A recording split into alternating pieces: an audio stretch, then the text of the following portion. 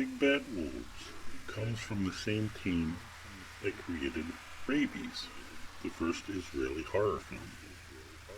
This story has nothing to do with Little Red Riding Hood, even though they use some images of that in the artwork. This is the story of unsolved child murders and a police detective and the victim's father who seek revenge, and the non-threatening suspect who becomes the target of that revenge. Then, the stalking, capture, torture, and interrogation of that suspect. There are references to the Israeli police and military, as most of the main characters are current or former members. As a result, they were trained to varying degrees in interrogation and torture techniques. There are many techniques to conducting a proper and effective interrogation. Make sure there are no witnesses. They can compromise the integrity of the procedure, especially if they record video.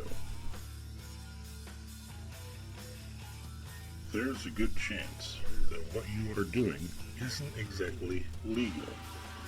Not everyone needs to know about the session. The less people that are involved, the easier it is to deny later.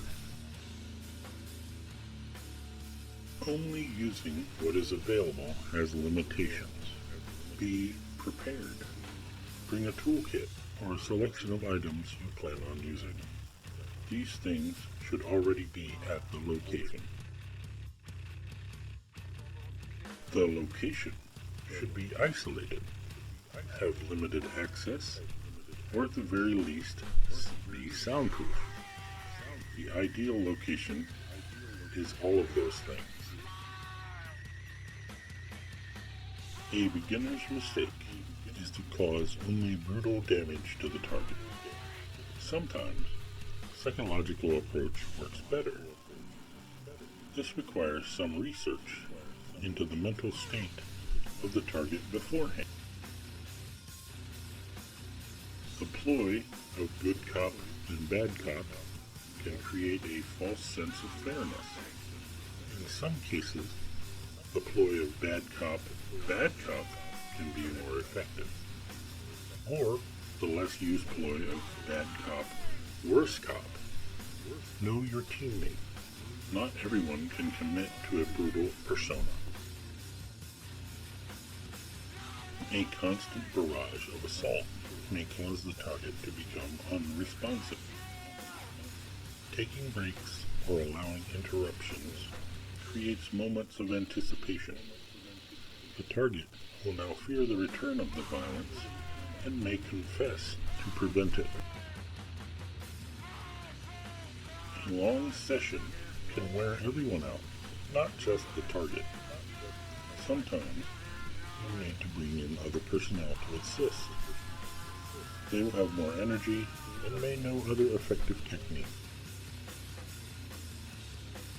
It is a widely circulated fact that too much torture can be counterproductive. The target will admit to anything to stop the pain. The confession, then, has no real value. If you torture someone long enough, he'll admit anything.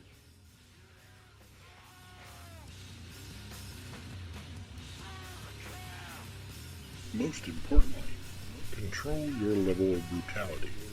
If you kill the target, you cannot get the answers. Then all that hard work was for nothing. One aspect of this film that I did not expect was the humor. Of course, there is dark comedy, but also genuine funny moments. I watched the English dubbed version. If your Hebrew is better than mine, then watch the original version. I see why this was Quentin Tarantino's favorite movie of that year. It doesn't drop nearly as many F-bombs as his movies, but it has a similar attitude. If that sounds appealing to you, then check it out. Until next time, I am Easton K. Malice. Thanks for watching.